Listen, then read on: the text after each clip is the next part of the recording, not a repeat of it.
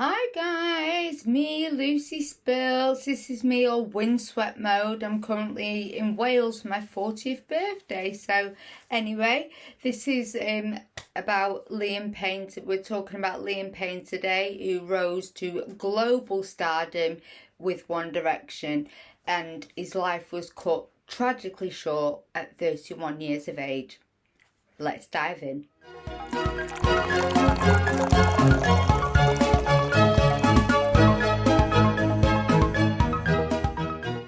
Everything I talk about in my videos is my opinion only, so sit back, relax, grab yourself a cuppa or a drink of your choice and enjoy. So this is my first kind of dipping in my toe in the water of true crime here. So so I hope you all enjoy. Anyway, so Liam was born on August 29th, 1993, to parents Karen Payne, a nursery nurse, and Jeff Payne, who was a manufacturer of filter, and he was he was the youngest boy they had. He's got 3 older sisters. So Liam would often speak out about how lovely his childhood was, despite his family being right on the breadline. So back in 2008, when Liam Payne was just 14 years of age, that's when he first auditioned for The X Factor, just as a solo artist. Now, he did make it to the judges' houses, but didn't get through to the finals. And it was because Simon Cowell said, come back in a couple of years' time, because he didn't think he was quite ready yet. At just 14 years of age, Liam came so close to making it happen. A million love songs later. But his heart was broken when Simon didn't believe he was ready and sent him home. I've made a decision. It's bad news. It was gutting to get thrown. I know what it's like to be thrown out, and I don't want to have that feeling again. I just want to get through. Simon said to me, you need to go and get your GCSEs, but that's what I've been doing. But like today is my chance to prove to Simon that I have got what it takes. It'd mean more than anything to get a yes off Simon today. So in 2010, that's exactly what Liam Payne did. He came back, auditioned for The X Factor again, and he got through to boot camp. Now, he didn't get through when it came to boot camp, but Simon Cowell saw potential in him in a boy band. And so he was placed in a boy band and put through to the judges' houses, along with Niall Horan, Zayn Malik, Harry Styles, how can I forget him? and Louis Tomlinson as well. But I don't know her anymore. There's nothing left. I used to cry. My conversation has run dry. That's what's going on. Nothing's fine, I'm torn. So, a new boy band, One Direction, was formed, and they got through to the judges' houses and then got through to the finals and placed 3rd. So when One Direction was formed, I thought, they'd just be famous in the UK. No.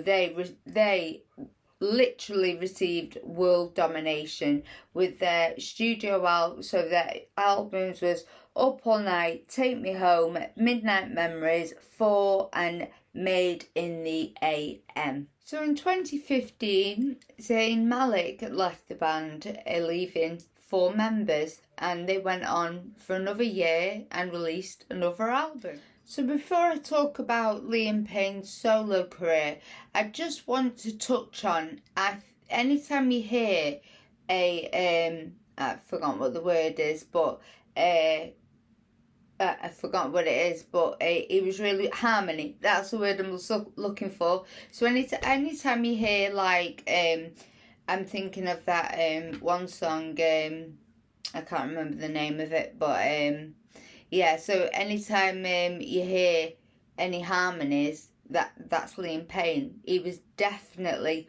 one of the best singers in One Direction. So in 2017, Liam Payne launched his solo career with his first hit single being Sorry, Strip That Down, and I'm so sorry. So that it reached the UK top 10 and the US top 10 also. Now, of course, I'm going to touch on Liam Payne and Cheryl Cole's relationship. A lot of people side-eye it because they first met in 2008 when he was 14 years of age, and then in 2010 when he was 16. So a lot of people side-eye their relationship just because she knew him from being so young, but I don't really see an issue with it because they got together when he was of age, so it's not like they were having a relationship then, was it? I mean, I can't say anything. There's 10 years between me and my hubs, me being the eldest, so I can't say anything about it. So on the 22nd of March 2017, they welcomed their son, Payne, and they were both very, very protective of his privacy and rarely shared photos of him on social media or anything like that. But alas, on the 1st of July 2018, Liam and Cheryl announced their split after 2.5 years together, but emphasised the love they have for each other and see each other as family, of course, and following their split they remained on really good terms and carried on co-parenting really well. Now, one thing I always loved about Liam Payne is how open he was about his mental health struggles and struggles with substance abuse, which he spoke out about often. He would also mention how hard the struggles of becoming famous so young also. You were having moments of suicidal ideation and... Yeah, I mean, there's some stuff that I've definitely never spoken about to do with it that was really, really, really severe. And it was a problem. And it was only until I saw myself after that I was like, right, I need to fix myself. When we were in the band, the best way to secure us, because of how big it got, was just lock us in our rooms. And of course, what's in the room? Minibar. So at a certain point, I thought, well, I'm going to have a party for one. And that just seemed to carry on throughout many years of my life. And then you look back, how long you've been drinking and stuff, you're like, Jesus Christ, that's a long time. Even for someone who's, as young as I was. So in October 2024, Liam decided he wanted to go and see his friend, his former bandmate and friend, Liam Horan, who was playing in, I can't pronounce it, I'll try, Buenos Aires, there we go. So he people were saying, I mean, there's lots of pictures and stuff, he was acting very strange at the concert. He was accompanied by his girlfriend, Kate Cassidy, and he was acting, I would say, a little bit odd during the concert. And it also looked very, very obvious he was on a lot of substances. There we go. So before the concert, Liam was hoping to catch up with his friend Niall Horan, but that never ended up happening, which was a real shame. He was speaking out that they did want to talk, but apparently there was no bad vibes. So now I'm going to go into Liam Payne's death, but before I do that, I just want to say massive shame on TMZ for showing him after he'd passed, after his fall. I mean, that was nice for his young fans, wasn't it? So yeah, I just had to speak out about that before I go into his death. So based on witness accounts, there was someone who was acting distressed, erratic and impaired around the hotel reception area. And there was there was a witness account where he apparently was like on the couch area around reception, and he read an email and said F this and slammed his laptop down. Now, surrounding his death, there's a lot of different kind of witness accounts here, but one of them being Payne obviously said that he is the way he is at that time because he was in a boy band. Another witness described his behaviour as erratic and recalled him making comments about the impact the life in a boy band had made him today.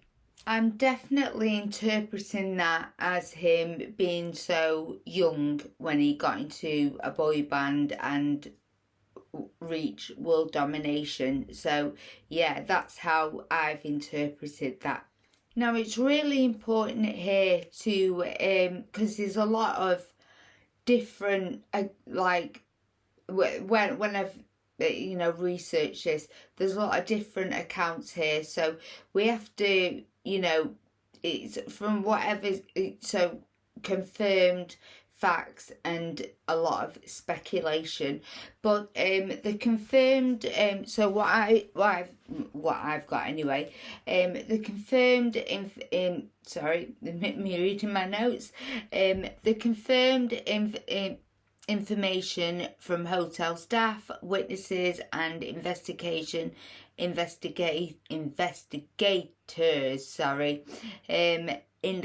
that he appeared distressed and impaired before the fall. Now again, there's different accounts of him.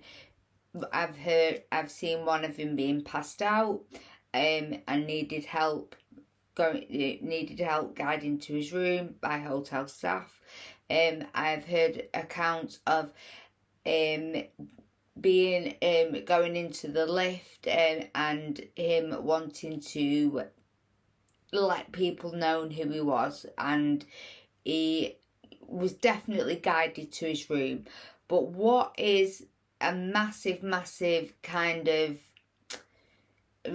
unknown for everyone is the state the room was in. I mean, there was drugs everywhere. I mean, we've all seen the pictures. So yeah, that's a massive. Again, it's just up for speculation. Why was the room like that? So sadly, we lost Liam Payne as he fell from his third floor, the balcony on the third floor of the hotel. I'll never be able to pronounce this. Casa Palma. Anyway, that hotel. That's so. And in Buenos Aires. So sadly, he fell from the third floor, and we lost Liam Payne. So emergency services were called by hotel staff, obviously, but at that time it was far too late. So an autopsy did find that he died from multiple traumatic injuries caused by the fall.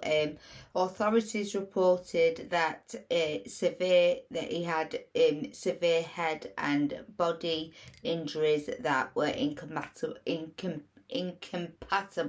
what my speech is like, with his survival. So following his death, Argentina police did make a few arrests, which included Roger Norris, which is a long-time friend of his. I'm never going to pronounce these, am I? Gilda Martin, who's the hotel manager. Istan Grassi, a hotel receptionist. Anyway, a hotel employee, I can't pronounce the name, and Brian Payas, who's a waiter.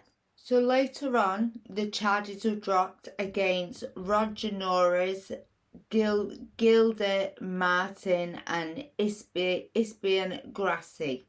And the reason for this is because the court found insufficient evidence for them to be involved in Liam Payne's death.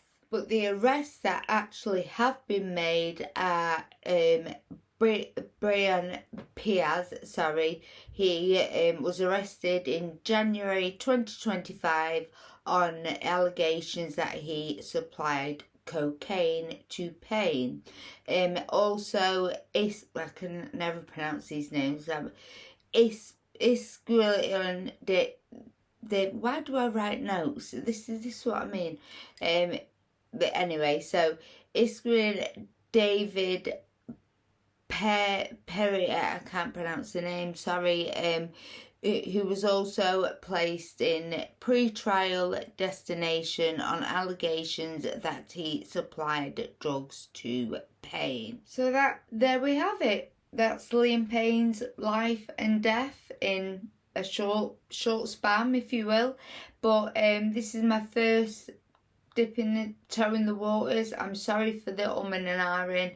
It's only because I have a speech impediment and I do that quite a lot. Whether I have notes or not, it doesn't matter. So yeah, but anyway, it was a huge punch in the gut when Liam Payne passed, and also my daughter was a huge One Direction fan. I think back in the day when my daughter, she's 21 now, but back in the day you were either a Justin Bieber fan or One Direction. I don't think you were both. And my daughter, everything in her room, including her bed covers, posters, everything was One Direction. Favourite being Niall Horan. But when she rang me about his death, I didn't know about it, but she was crying, and she was just like, I just remember as a child just being so invested in One Direction. Yeah, she was. So yeah, I would say celebrity death wise, that was one of the biggest punch in the guts that I've ever felt, and this is why I wanted to start with a big kind of celebrity death here. So hopefully you've all enjoyed. Anyway, that's it for me for now. Bye guys.